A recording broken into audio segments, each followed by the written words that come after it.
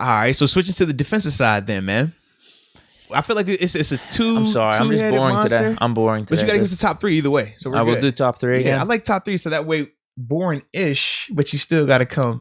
Yeah, because I'm right there with you. Trust me, I am. TJ's a good pick. Just I think. Yeah. Anyone would say that, right? I feel like we should have 2 of these names similar. Snubbed the last 2 years. At least most people would think that. Mm-hmm.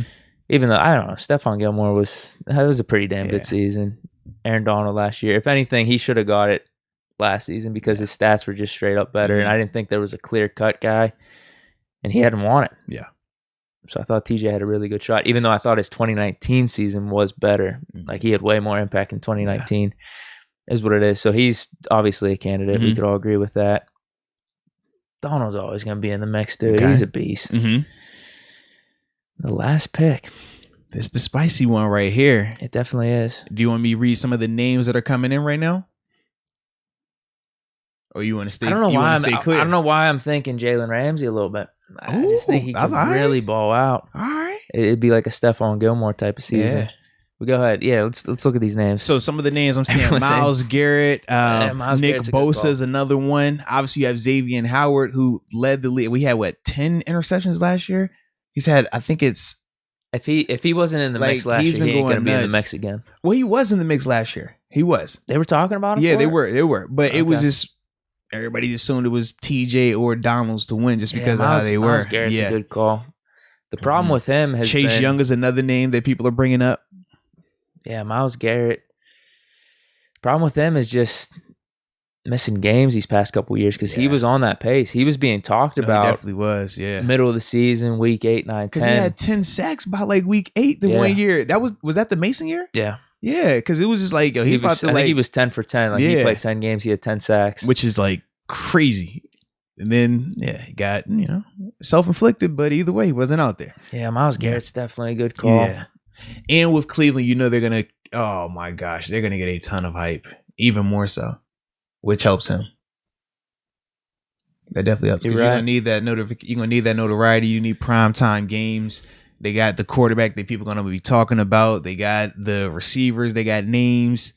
Yeah, and he's definitely the face of that defense. So anything that looks good for them or does good, it's led by Myles Garrett. Yeah. So it's going to be hard. It's going to be hard for Jalen Ramsey getting it over Myles Garrett, maybe even one of those Bosas if they go off. Mm-hmm. I do think Jalen Ramsey's going to have an awesome year, though. Yeah. He's an awesome player. Yeah, I think he's going to have like 6, 7 picks. It's just a hot take. Hot take maybe a little bit. I don't think it's a hot take, though, all the way. Like, I think he does go off. But in terms of getting like high number of picks, because there could always be the scenario where people aren't thrown his way. Yeah. He has a lot of pass deflections or something. Just doesn't have the picks. That's still, that part concerning. Because I'm calling it. I'm saying 6, 7 picks at least. When I think of Jalen, I kind of think of the same, not in the same sense, but like with Gilmore, where they get a ton of PBUs, but like picks are kind of weird. They're like touchdowns. Like we talked about that. Like Darrell Revis had one the one season, and the following season he had like 7 or 8. Right, like in his prime. You'll still be a lockdown corner, a ton of PBUs, but whether a team just doesn't want to try you or you're just so sticky and covers it's just PBUs. Like it's a weird thing when it comes to those interceptions, but that will be the driving force with him or any of those cornerbacks. Especially because it's hard for them to have the impact where it's seen in other ways, right? Where with TJ, when we're like, oh, okay, he has these sacks, but he has these tackles. Oh, he has these tackles for loss. He has these forced fumbles. For corners, it's like you gotta have picks. With Gilly, it was you got picks. What was it? He had a higher. Didn't he? He scored more because he had scored like twice that year. Touchdowns, so it was like he scored more than the guys that he was guarding. Like you have to have like that type of just unheard of statistic to win it as a DB, I feel like. And with that, it's literally a coin flip right there, man. But so you are going Jalen Ramsey your third guy though? Let me just throw him in there. Why not?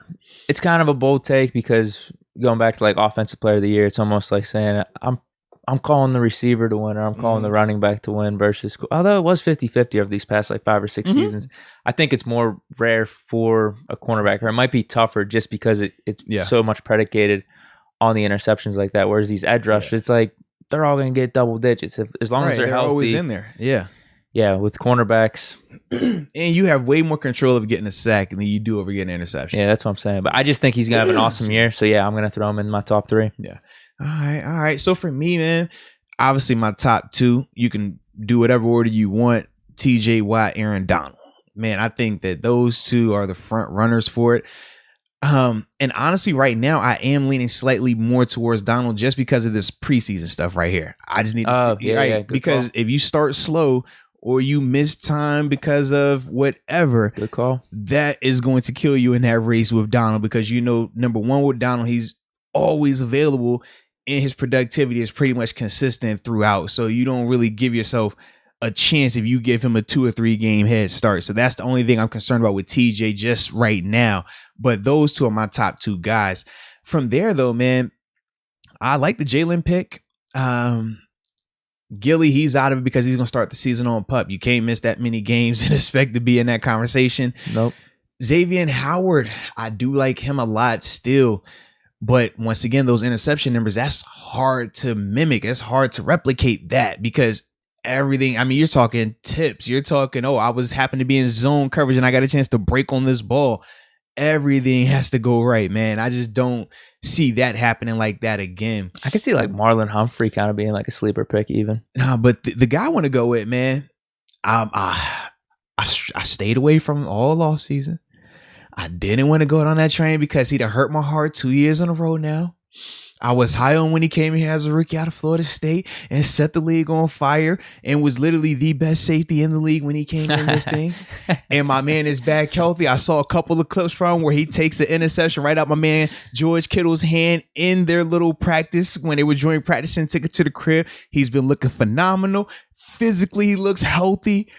I'm going Derwin James, all right? I couldn't help it. I couldn't resist it. I'm excited about it. You know how some people got that take where he's just like, yo, that was the guy that I was so high on. He'd be a good candidate for comeback player of the year, actually. Like, absolutely, man. I've been high on him since he got here, man. He played crazy great his first year, and it's just been the injuries.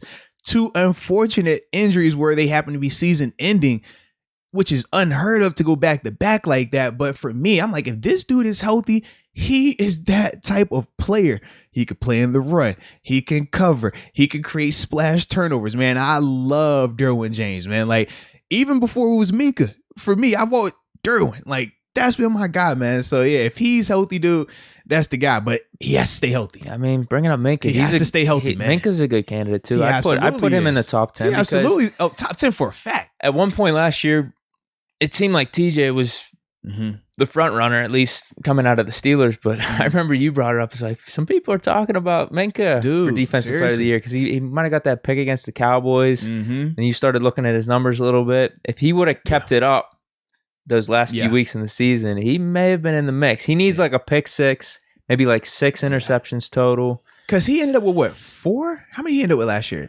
Yeah, 4 or 5. Yeah, he had 4. I think he had 5 2 years ago. Right, because him and Joe tied the first year. Might have had back-to-back 5s, actually. But it was either 4 or 5 for sure. Right.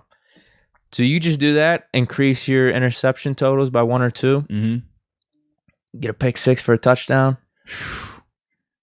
He would almost have to have similar impact than what he did in 2019.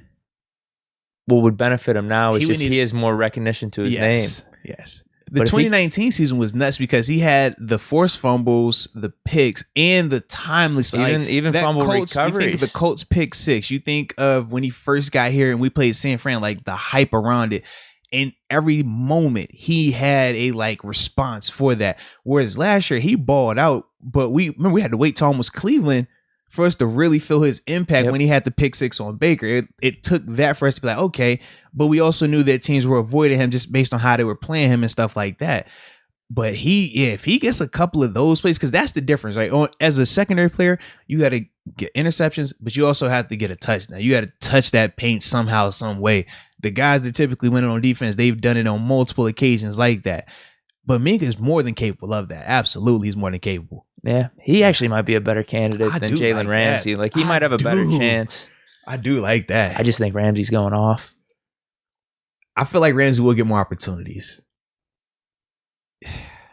I don't know what it is. Maybe it's the vibe with the Rams, like Stafford being there. I actually think they're going to be in the mix. Yeah. For what they did last year like with the Goff. Rams a lot. I'm just nervous about the running back situation, bro. Like they said they're literally trying to do running back by committee to start it out, and when I just look at it, I'm like, that could backfire. Like I'm not as confident with that since Akers is not out there anymore. They've been successful with some bum running backs though. I know, like CJ Anderson, but CJ wasn't playing like a bum though. He was like hot then. He looked like he turned the clock back a little bit. Then as soon as he left, he went back to being who he thought he was. But that's my thought. I think maybe Michelle, whatever running back. I think they got Henderson. See, I'm not as high on Henderson, but like Michelle, he might be able to have a pretty decent season with the Rams just because of McVay, the system. Now they got Stafford. That's my feeling with it. They could take a dude like CJ Anderson and make him just as good as Todd Gurley. I do think Sonny Michel is better than CJ at this point. Do you feel like Michel was going to be better in that offense than what Cam Akers would have been? Oh, definitely. That's my thing. I just thought Cam Akers fit what they were going to do so much better. Like Sony can get. I don't know if it's by that much though. He'll be productive. No, is what I'm saying. There's going to be elements that he can't bring that Akers has. Right. That's the way I think of it. That's all. But I do think running wise, though, it'd probably be better. But I just think the offense runs better as a whole with Akers. Yeah, he was going to have a good year. Yeah.